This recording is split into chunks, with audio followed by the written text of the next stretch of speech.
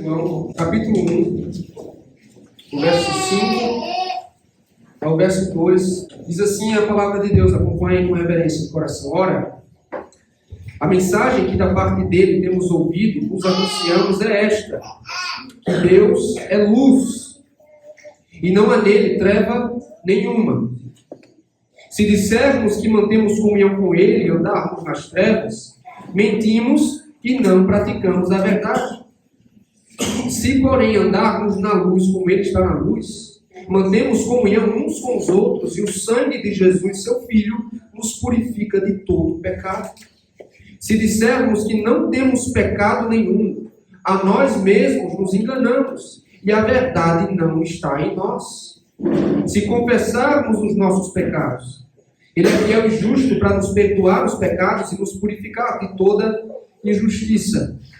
Se dissermos que não temos cometido pecado, fazemo-lo mentiroso. É sua palavra, não está nisso.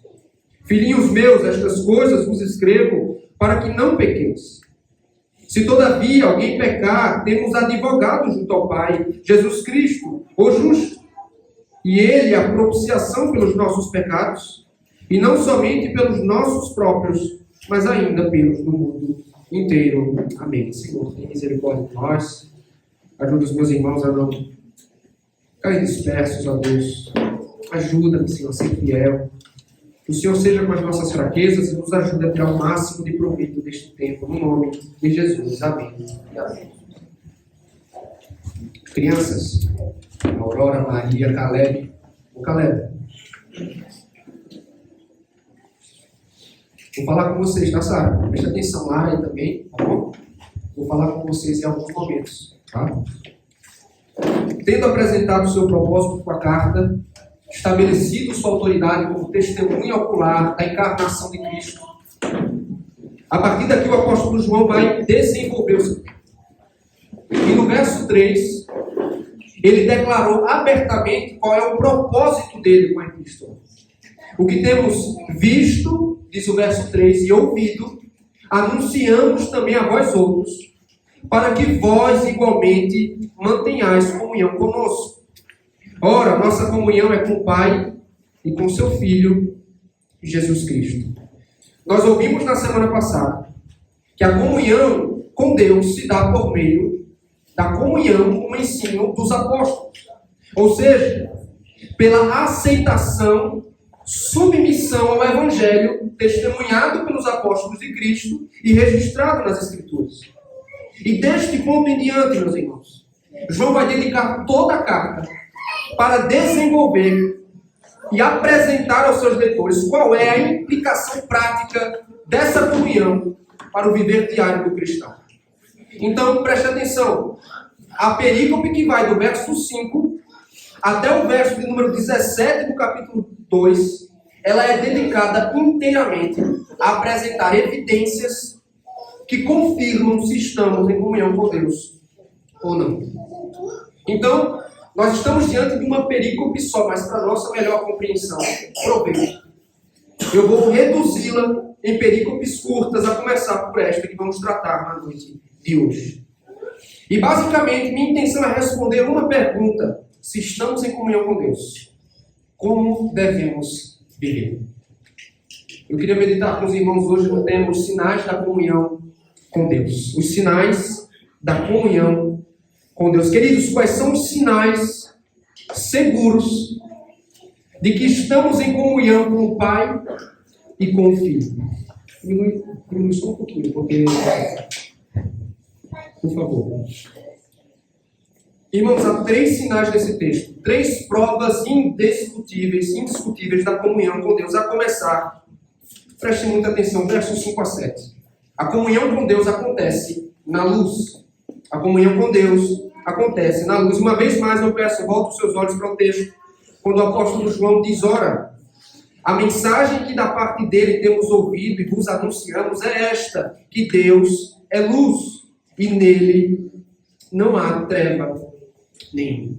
Então, antes de anunciar a mensagem, ele faz questão de reforçar tanto o seu conteúdo como sua credencial para anunciá-la. Na verdade, sua origem e sua credencial para anunciá-la.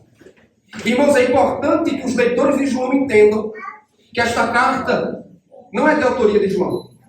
Esta não é uma mensagem inventada pelos apóstolos, mas ela é de origem divina. E além disso, João enfatiza que se trata de uma mensagem que ele recebeu do Senhor em primeira mão. Ele diz: eu a ouvi de seus lábios. Logo, ele a anuncia com autoridade. E qual é o conteúdo da mensagem? Deus é luz. Nele não há treva. Se você está familiarizado em alguma medida com os escritos de João, você sabe que ele é conhecido por declarar a essência de Deus em formulações curtas, do tipo: Deus é Espírito, Deus é amor. E desta vez, em sua primeira carta, ele diz: Deus é luz. O que ele quer dizer com isso? Você precisa ter em mente que há uma gama de ligações na Escritura entre Deus e luz, e que nem sempre uma palavra quer dizer a mesma coisa em todos os lugares. Vou lhe citar um exemplo. Em muitas ocasiões na Escritura, luz é apresentado como um sinônimo de vida e de salvação. No verso 1 do Salmo 27, Davi diz: o Senhor é a minha luz e a minha salvação. De quem terei medo? Quando nós entramos no Novo Testamento, esse mesmo sentido, ele é reforçado quando no Evangelho de João, no capítulo 8, Jesus Cristo apresenta-se à multidão dizendo: eu sou a luz do mundo. Quem me segue não andará nas trevas, pelo contrário, terá a luz da vida. Esse é o sentido mais comum, queridos. Mas o contexto deste texto nos leva a crer que João está utilizando um sentido diferente. E isso fica claro inicialmente no contraste entre luz e trevas. O que isso significa, pastor? Que João está fazendo uso ético do termo. Deixa eu me explicar melhor. Quando afirma que Deus é luz, ele está dizendo que Deus é puro. Deus é santo. Ele é a fonte, a essência da santidade, da justiça. Tudo que é bom e verdadeiro habita no ser de Deus. Consequentemente, nele não há treva nenhuma, não há impureza, não há nada que seja profano no ser de Deus. Antes, sua luz expõe as obras das trevas. Tanto que o profeta Abacuque declarou sobre o ser de Deus, veja, ele diz: o Senhor é tão puro de olhos que ele não pode contemplar a iniquidade, não pode ver o mal. Ou seja, o Senhor não tem parte com o pecado. Não existe mistura no ser de Deus entre luz e trevas, porque ele é puríssimo. Ele é santo, santo, santo. Aí você me pergunta, por que isso é relevante em termos da comunhão com Deus? João acrescenta no verso 6. Se dissermos que mantemos comunhão com Ele e andarmos nas trevas, mentimos e não praticamos a verdade. Veja a linha de raciocínio do apóstolo.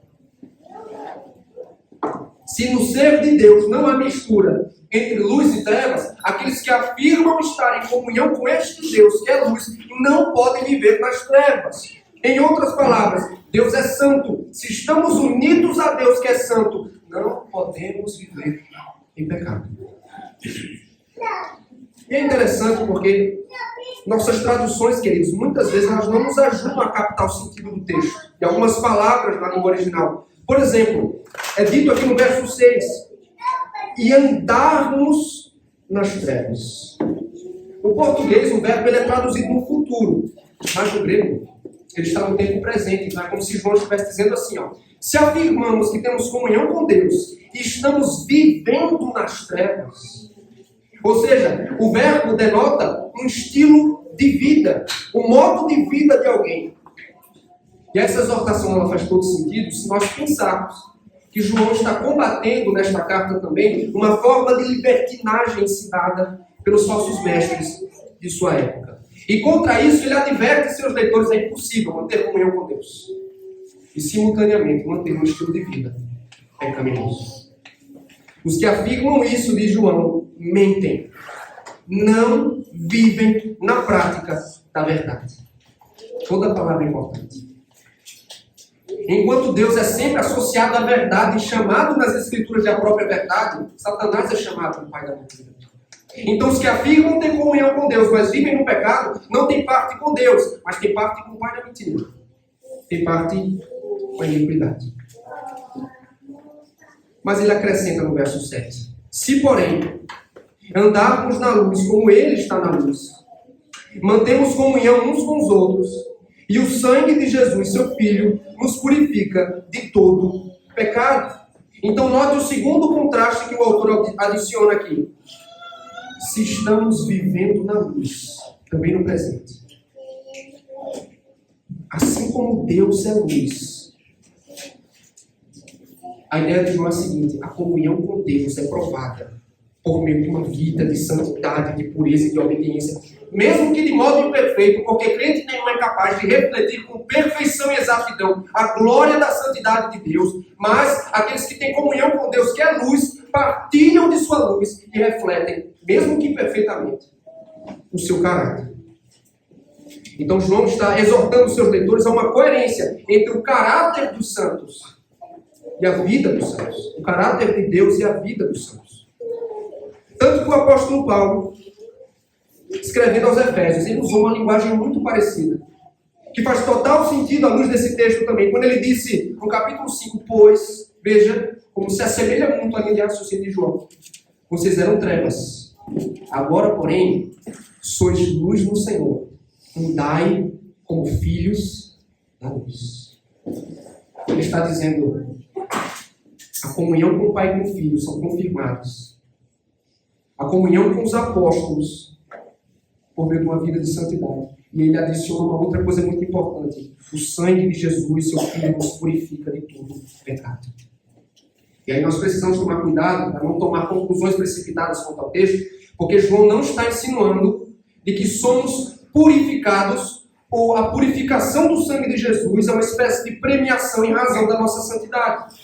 Ele não está ensinando isso. Na verdade, queridos, há uma relação de causa e efeito. Como assim, pastor? Andar na luz significa estar em comunhão com Deus. E em comunhão com Deus, um pecador pode ter a garantia de que ele conta com a pureza do sangue de Cristo. Ou seja, quando ele anda na luz, ele pode ter certeza que ele é salvo.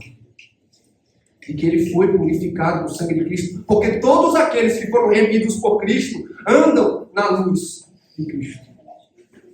Só que o curioso, queridos, é que João se refere no presente à purificação. Ele está dizendo, o que anda na luz está sendo purificado pelo sangue de Jesus. Que conclusão isso me leva? Eu penso que João não está falando aqui necessariamente da obra sacrificial e consumada de Jesus. Porque na cruz do Calvário, Jesus de uma vez por todas pagou. Ele expiou. Ele cancelou a dívida do pecado de uma vez por todas. Só que o que João fala aqui é uma consequência da purificação já feita na cruz do Calvário. João está falando da purificação da consciência. A purificação da consciência culpada, meus irmãos. E ele diz, os que andam na luz, fazendo o que é certo, justo, têm certeza de que foram reconciliados com Cristo e contam com o sangue de Cristo que purifica a consciência culpada do pecado.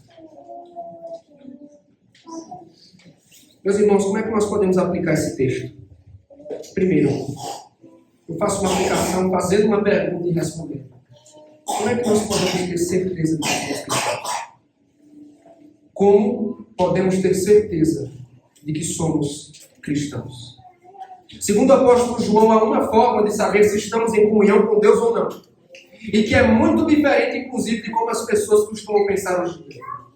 Pergunte a alguém se ela é cristã ou cristão e ele vai dizer, eu me sinto cristão. Eu penso que sou. Eu acho que sou cristão. Recorrem a todo tipo de padrão subjetivo. No entanto, de acordo com o apóstolo João, a comunhão com Deus é medida por um padrão claro e objetivo, que é a vida diária.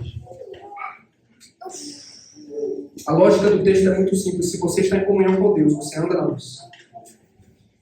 E basicamente, irmãos, a exortação que Deus fez a Israel no passado, Ele também faz na nova aliança por meio do apóstolo Pedro, está fazendo aqui por meio do apóstolo João, dizendo, assim como Deus é santo, sejam santos vocês também. Então a pergunta mais importante que você precisa responder na noite de hoje é a seguinte: como eu vivo? Como nós vivemos, meus irmãos? Na luz ou nas trevas? Há um compromisso real, um desejo sincero no seu coração de andar na luz e na obediência a Deus?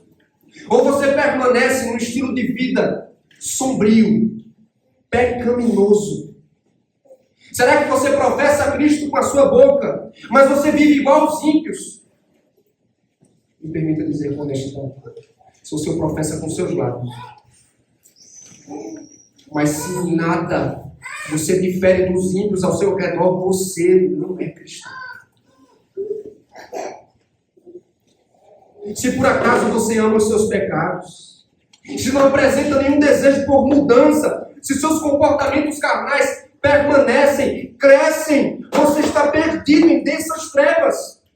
Mesmo que tenha feito uma pública profissão de fé, seja membro de uma igreja local, se não há mudança real em você, se não há compromisso no andar na luz, que você não está na luz, você está nas trevas. A tua profissão de fé é desqualificada pela tua vida nas trevas. Frequentar essa igreja, frequentar qualquer outra igreja na cidade que se diz cristã, não é sinônimo de estar unido a Cristo. Se você não faz todo o esforço possível para combater o pecado na tua vida, seja na forma de orgulho, de mentira, de lascívia, de hábitos imorais, de palavreado torpe, se não há um esforço real de andar na santidade, você está nas trevas. Você não tem comunhão com a luz. Você engana a si mesmo. Seja em casa, no trabalho, na escola, na faculdade, na igreja local, verdadeiros cristãos, ouça isso. Não são conhecidos como hipócritas, como incoerentes. Antes, eles afastam-se de todo o pecado. Um verdadeiro cristão não é aquele que professa Cristo com o lábio, mas imita a conduta dos pecadores. O crente, meus irmãos, um homem e uma mulher, faz todo o esforço possível para ser santo, para andar na luz, santificando o seu procedimento e refletindo o caráter de Deus.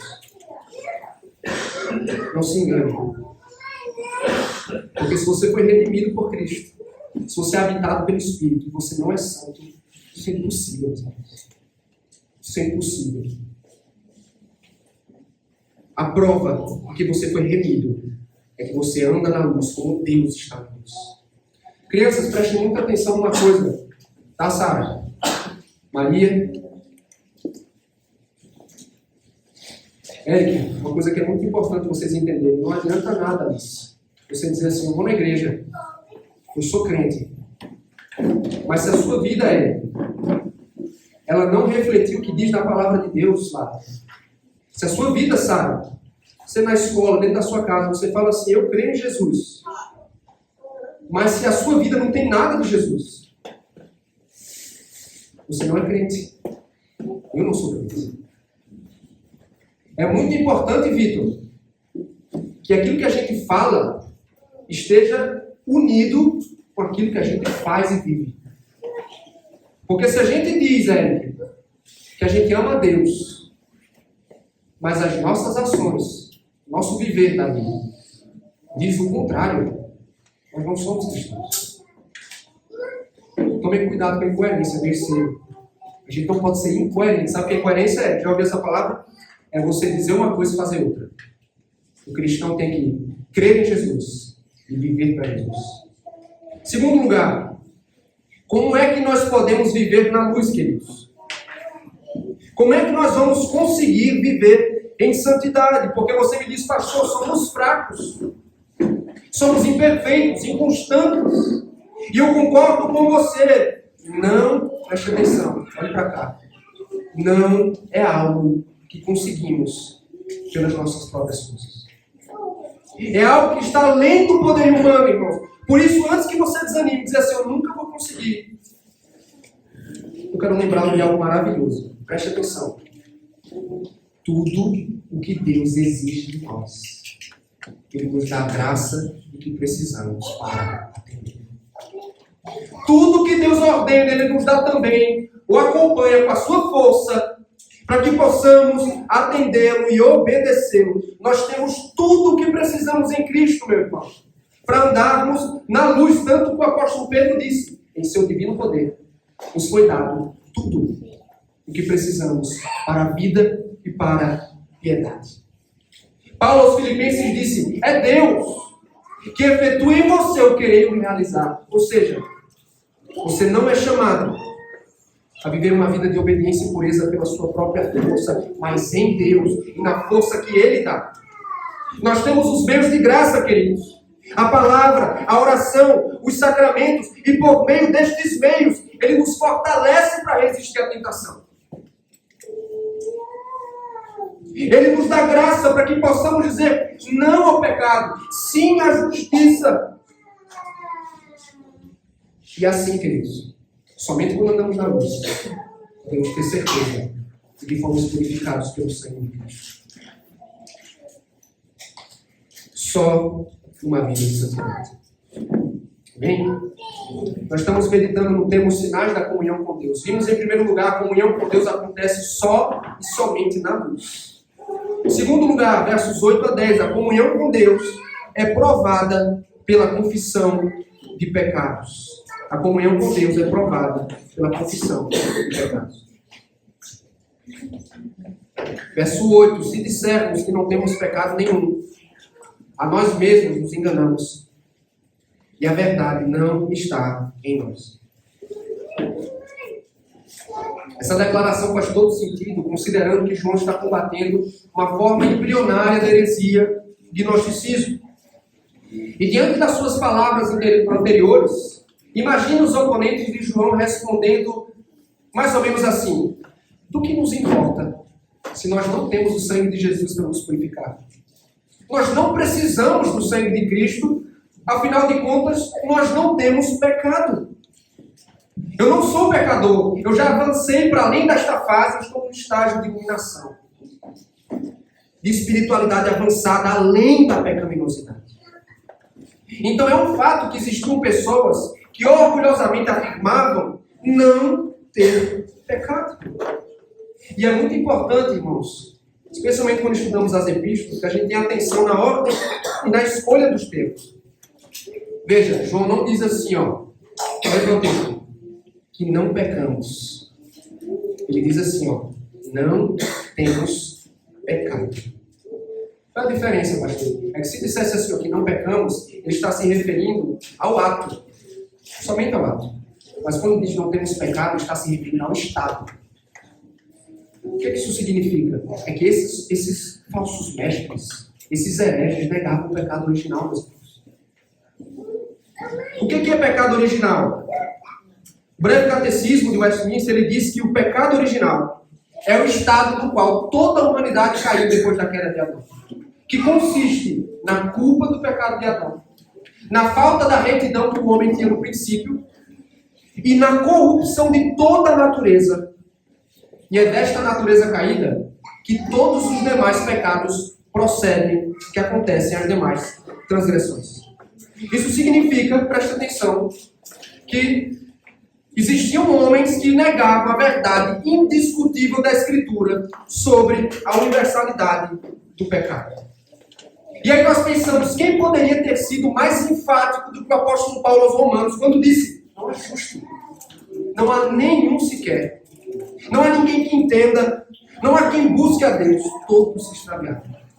Não há ninguém que faça bem. Portanto, querido, todo aquele, diz o apóstolo João, que se manifesta em contrário ao testemunho da Bíblia, ao testemunho de Deus nas Escrituras, é mentiroso, engana-se a si mesmo. E uma vez mais, irmãos, ele tem pacto com o diabo. Queridos, precisa assim, não vamos perder a concentração por causa de um inseto, tá bom? Irmão, se baixar...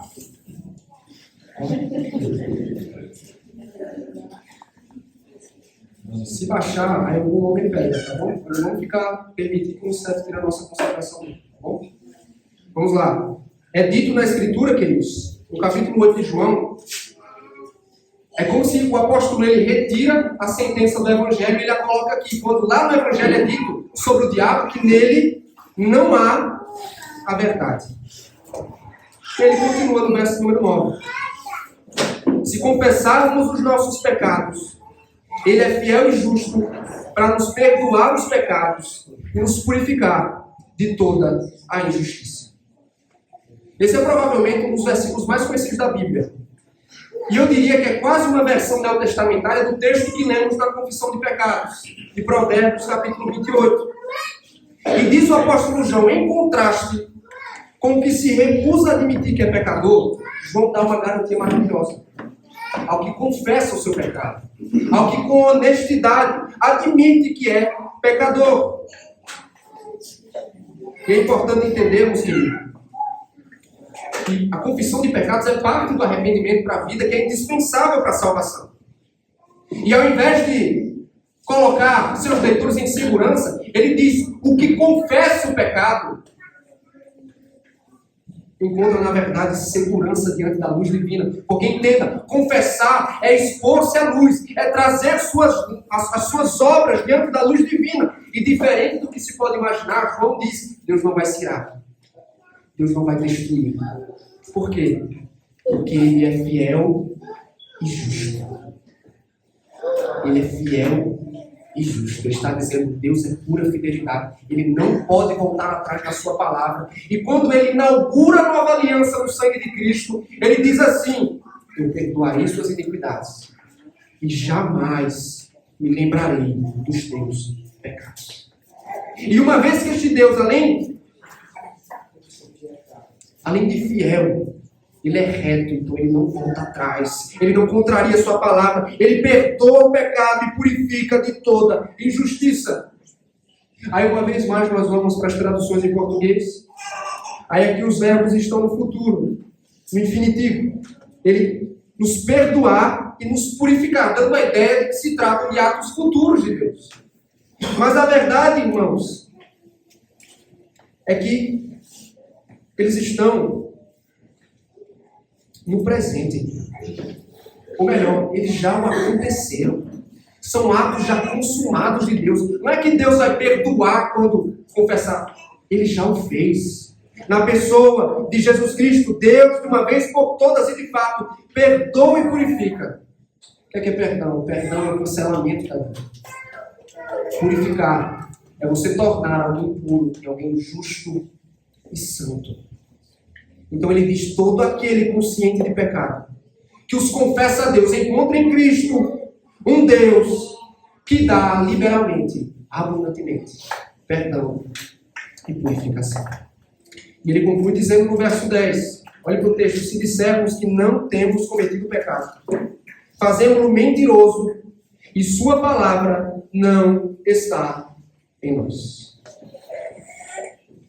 O João está dizendo, olha, se você alega que o Deus de quem procede toda a verdade é mentiroso, você blasfema. A verdade não habita em você. Então dizer que não tem pecado não é só uma afirmação cheia de orgulho, uma blasfêmia gravíssima contra o ser de Deus. E aí nós vamos às aplicações. E em primeiro lugar, meus irmãos, cristãos, ouça bem, cristãos não escondem os seus pecados, nem se recusam a confessá-los. Cristãos não escondem seus pecados. A raiz do problema tratado aqui é o orgulho. João nem precisa mencionar. Mas nós sabemos que a raiz é o orgulho. E o orgulho e a soberba, nas Escrituras, é tratado como a causa da ruína e da queda do homem. E aí, quando lemos o texto e tentamos trazer sua relevância para o nosso tempo e época, nós chegamos à conclusão que este não é um problema desse tempo só. O tempo de João.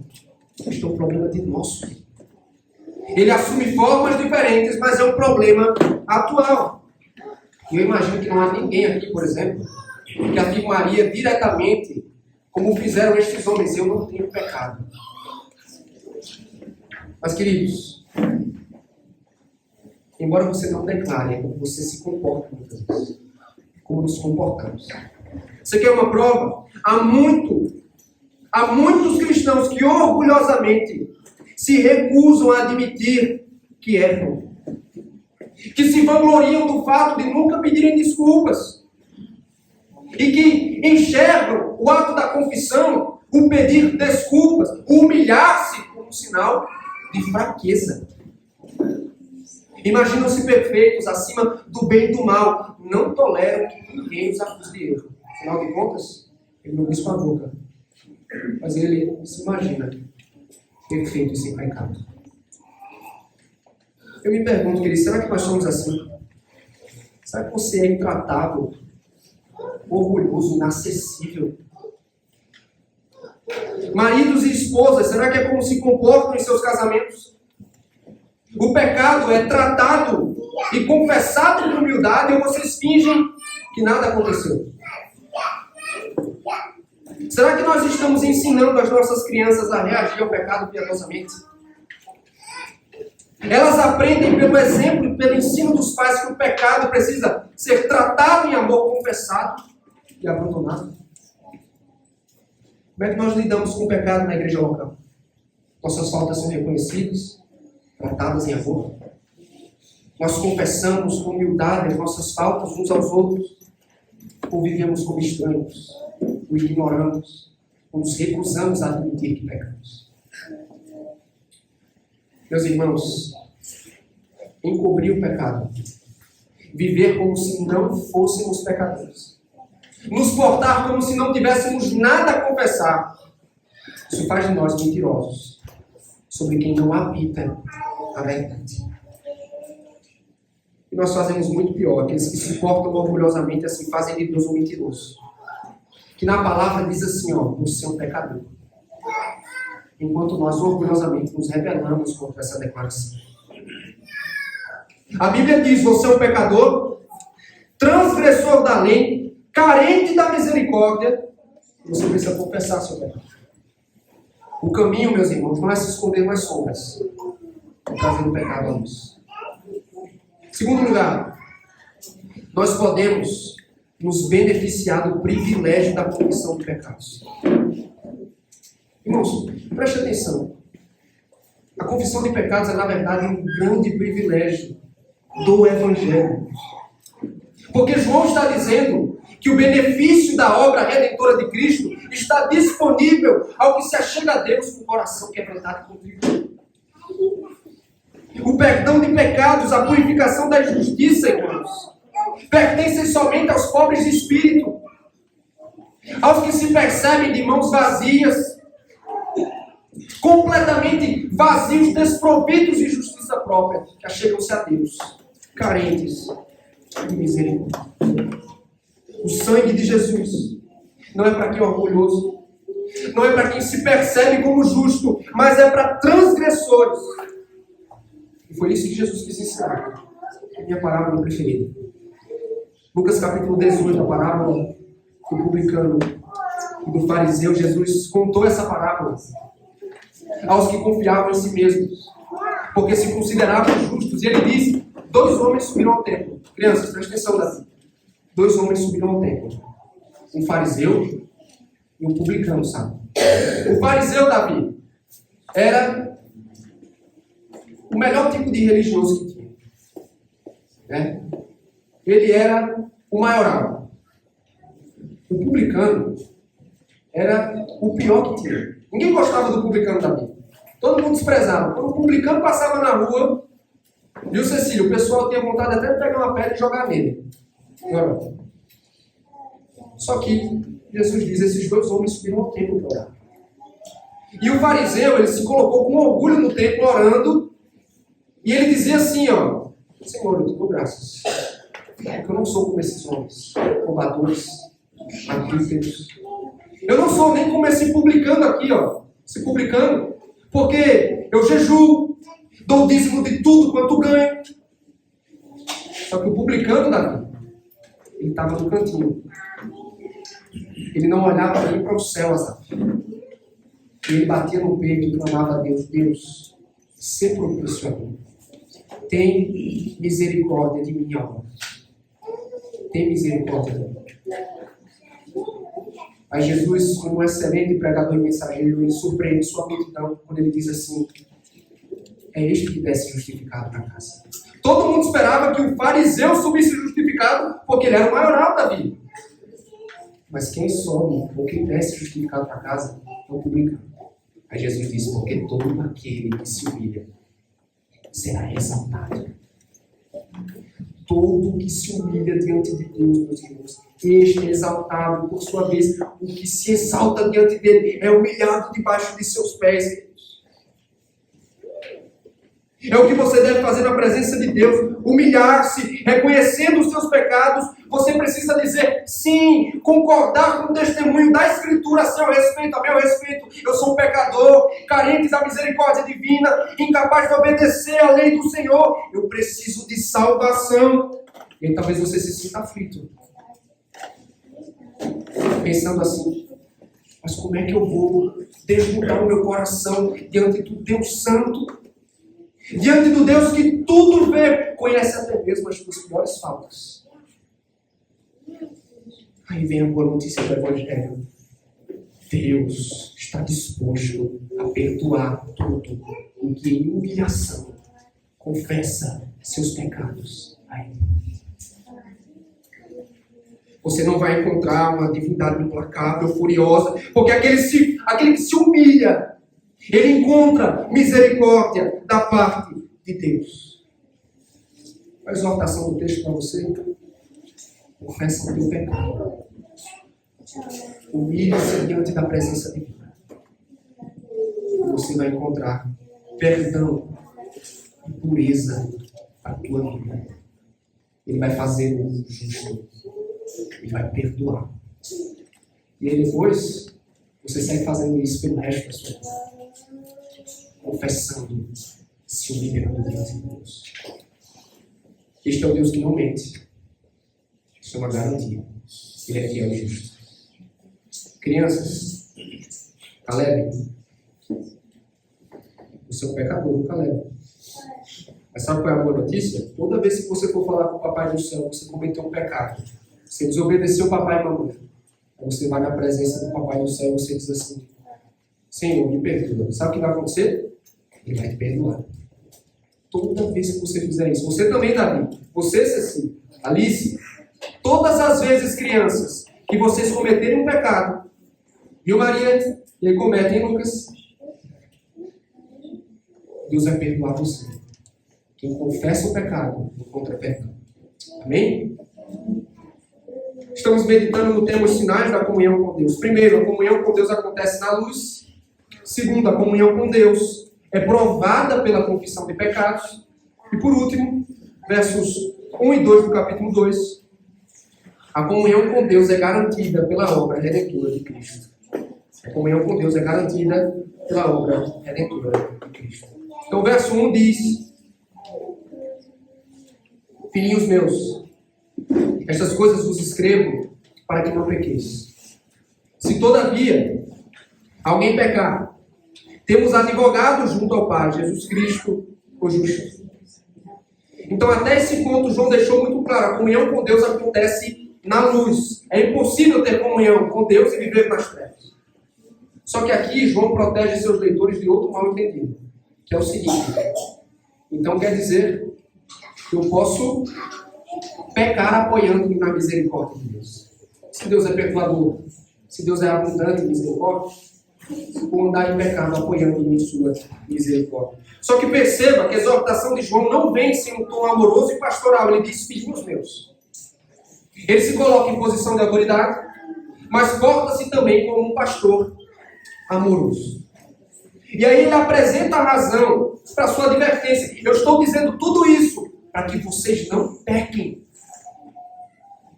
Qual é o propósito de João, meus irmãos? É encorajar seus leitores a andar na santidade, a vencer o pecado que os assedia, pois uma vez que estamos na luz em comunhão com Deus, o crente tem que fazer todo o esforço possível para não viver em pecado. Eles não podem se acostumar a fazer do pecado algo habitual, natural. Pelo contrário, não está dizendo faça o impossível para o pecado. Só que aí me parece que João está respondendo à súplica de um crente preocupado. Mas e se eu pecar? Mas e se eu pecar? E aí a melhor compreensão do texto, meus irmãos, é assim, ó, filhinhos meus, essas coisas vos escrevo para que não pequeis. Quando vocês pecarem, vocês têm advogados junto ao Pai. Porque a questão não é se, é quando.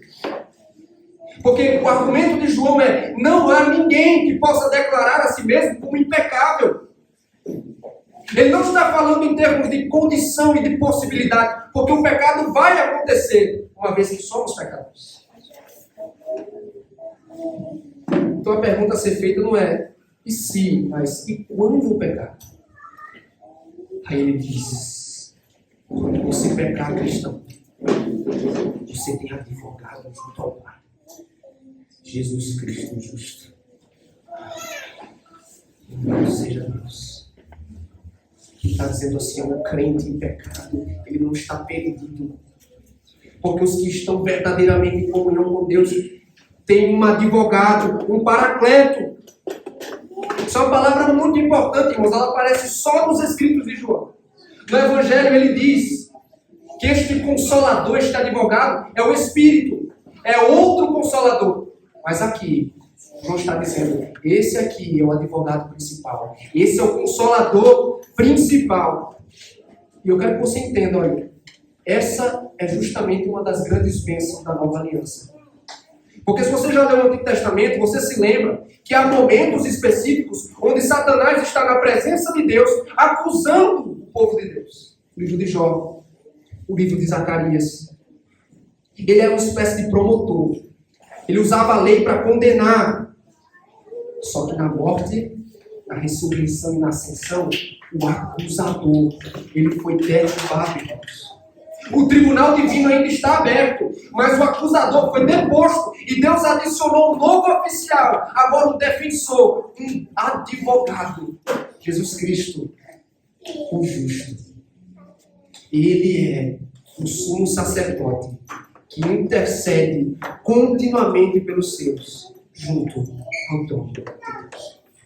Então a intercessão de Cristo é uma obra fundamental do seu sacerdócio. Quando Paulo escreveu aos Romanos, ele disse: quem os condenará? Veja, é o mesmo contexto.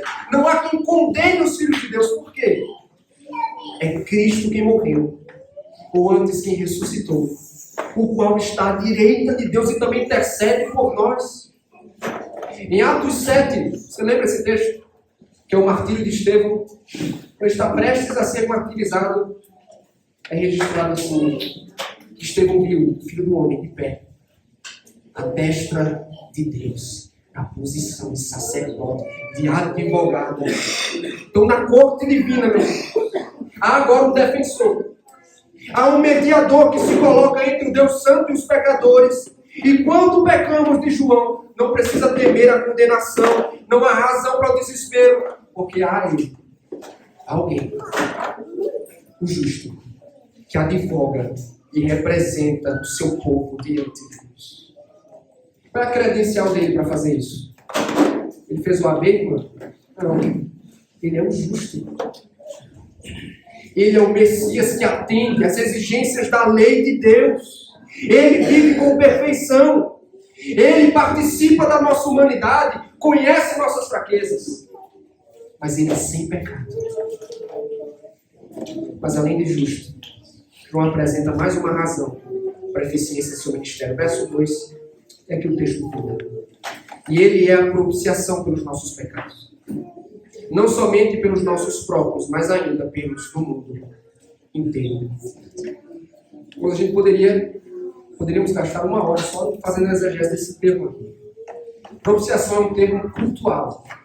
É um termo que refere-se a sacrifícios. Então, no Antigo Testamento, esse termo refere-se ao assento da misericórdia, que é a tampa da Arca da Aliança, onde o sangue era aspergido no dia da expiação, para o perdão dos pecados da nação de Israel.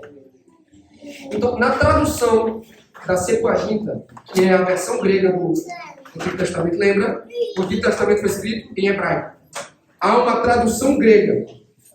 E o termo que é usado geralmente na Escritura para propiciação, ele é traduzido como esse local, a tampa da Arca da Aliança. Mas em Romanos, Paulo usou esse termo aplicando-se a Cristo, como se dizendo, Cristo agora faz o papel da tampa da arca. Ele é o lugar da propiciação, ele é o meio pelo qual Deus é propiciado. Só que o termo aqui não é o mesmo que Paulo usa. É um termo diferente, que é exclusivo das cartas e dos escritos de João. Então aqui, ele não está dizendo que Jesus é o lugar da propiciação onde a ira de Deus é satisfeita. Ele está dizendo que Jesus é o próprio sacrifício de propiciação. Ele é o sacrifício eficaz que reconcilia de uma vez por todas o pecador com Deus. E não só isso de João, ele é a propiciação também para os pecados do mundo inteiro. Aqui a gente podia passar mais um tempo só fazendo a exegese desse termo, mas para os nossos propósitos, você precisa entender o seguinte, ó.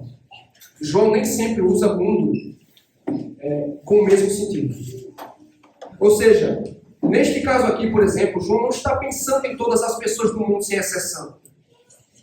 Nesse caso, João está pensando, preste atenção, olha a diferença das palavras. Não são todos sem exceção, mas são todos sem distinção de raça, nacionalidade e etnia. Ou seja, Cristo é a propiciação não só para o pecado dos judeus, de uma etnia, mas para os pecados do mundo inteiro, porque ele redime pessoas de todas as tribos, raças e nações da terra. Então, quando João escreve o mundo inteiro, é mais coerente você pensar e interpretar os termos, tanto de acordo com os escritos de João, como toda a Escritura, como João referindo-se ao alcance universal do sacrifício de Cristo. Pelos pecados do mundo inteiro. Se alguma pessoa do mundo deve ser salva, ela o será pela fé na obra redentora de Cristo. Interpretar de uma forma diferente, irmãos, nos conduz ao universalismo. Porque quando falamos de propiciação, nós não estamos falando de uma provável salvação. Nós estamos falando de um sacrifício consumado que propicia de fato. Então, se não interpretarmos desse jeito, nós somos conduzidos a uma heresia, que é a heresia do universalismo, que diz, uma vez que Cristo é a propiciação pelos pecados de todo mundo, todos serão salvos. Como é que uma pessoa, porque Cristo morreu e propiciou o pecado, vai padecer por toda a eternidade no inferno? Então essa é uma problemática que é a interpretação diferente desse termo nos traz. E aí nós vamos às aplicações, meus irmãos. Se vocês quiserem um dia, eu fico 2 horas só nesse versículo aqui, a gente fazer a exegese dele. Então vamos fazer aqui 2 aplicações finais. Primeiro, preste muita atenção. Você pode se sentir seguro quando você pecar, por causa de seu advogado, Jesus Cristo. Meu irmão, me permita falar com toda honestidade a você nesse momento. A segurança da salvação do crente, ela nunca jamais é colocada em risco. Porque a salvação repousa na obra e na fidelidade do autor da salvação, que é Deus. Mas a certeza da salvação, a ela é frustrada. Ela pode ser frustrada.